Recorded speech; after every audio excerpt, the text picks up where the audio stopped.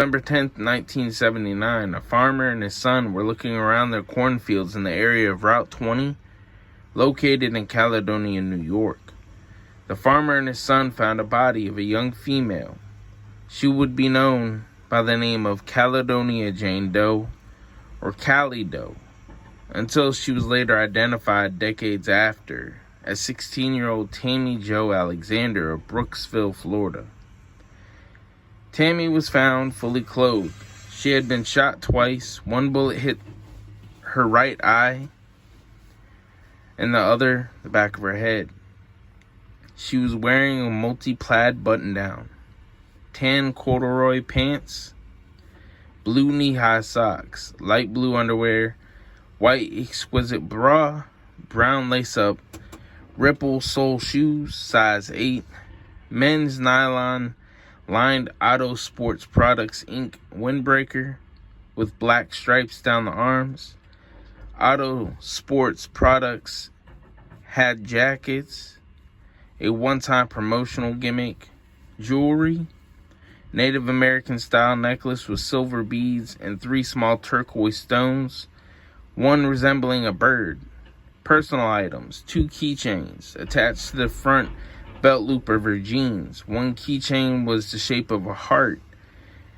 The inscription on it said, in quotes, "He who holds the key can open my heart," end quotes.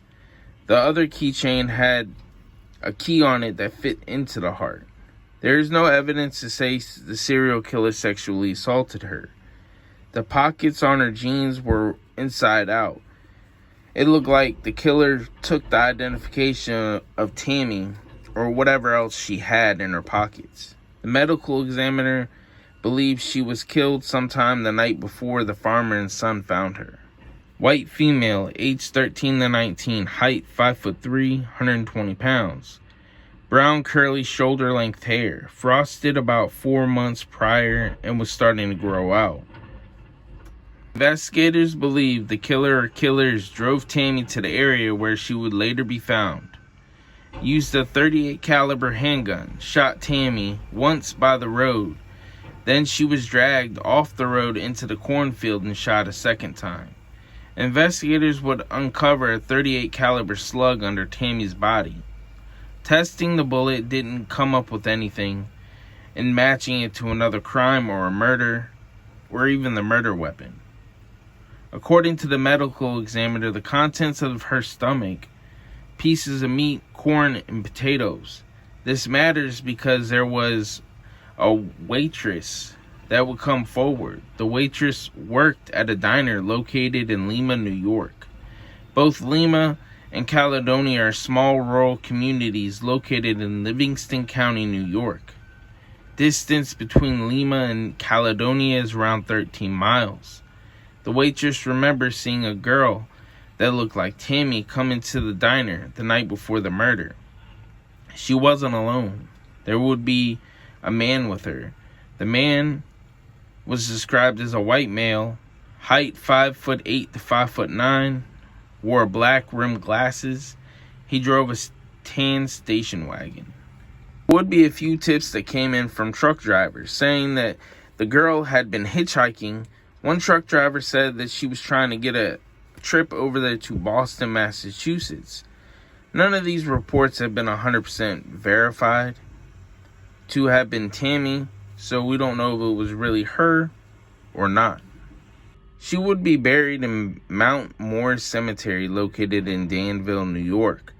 Her gravestone said, in quotes, "Lest we forget an unidentified girl, November 9th, 1979, and flights of angels sing thee to thy rest," end quotes.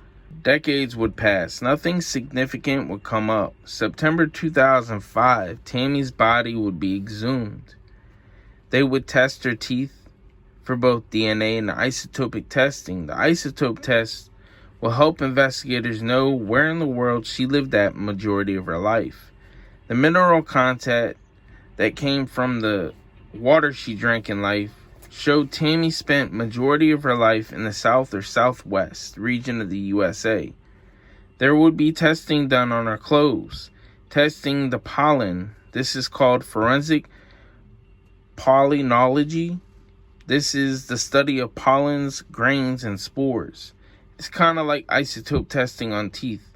The tests reveal where the pollen or grains or spores were found on the clothing and where they could be found at in the USA or in the world.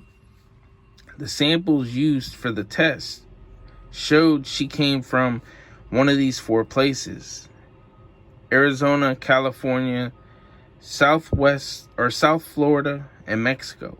Was a serial killer, Christopher Wilder, who some say could have been her killer.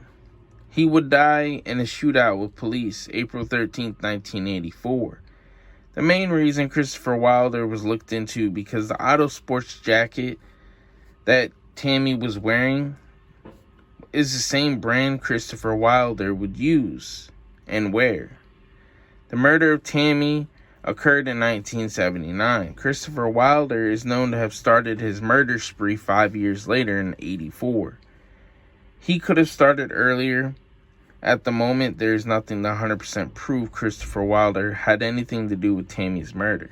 Another serial killer would confess to murdering Tammy in 1984, Henry Lee Lucas. At this point, Tammy was still a Jane Doe. Henry Lee Lucas said he killed her. He never said what her name was, though. Also, Henry Lee Lucas was known to confess to murders he had nothing to do with.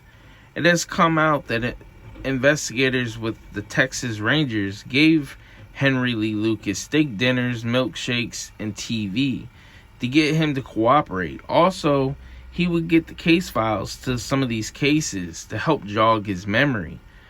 There are no recordings of the interviews. With that being said, he most likely confessed to Tammy's murder just to do it. He had little to lose, so why not?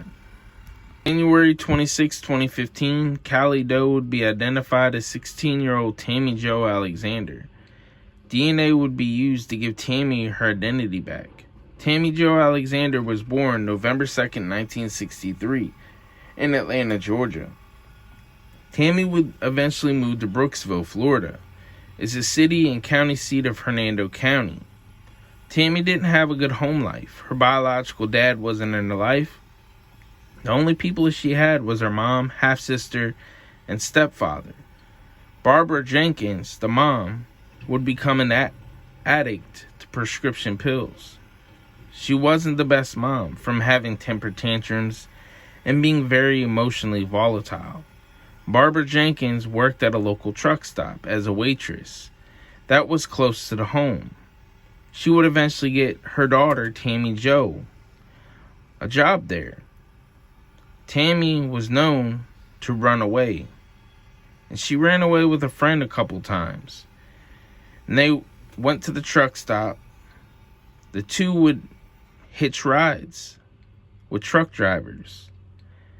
At one point, the two would hitch a ride from Brooksville, Florida to California. The friend would call her parents. Her parents would buy the two plane tickets back to Florida.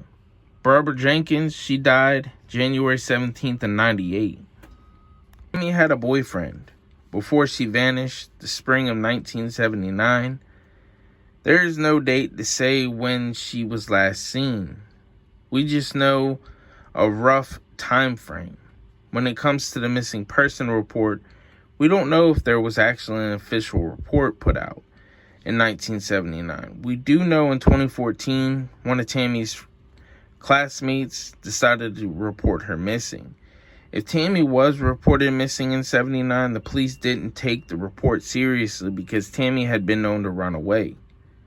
To this day, Tammy Jo Alexander's case is still unsolved. We don't know everything that happened, and we don't know who exactly killed her. Her life was cut short. She had her whole life ahead of her. If you have any information, you can call the Livingston County Sheriff's Office at 1-844-527-6847. Stay safe out there.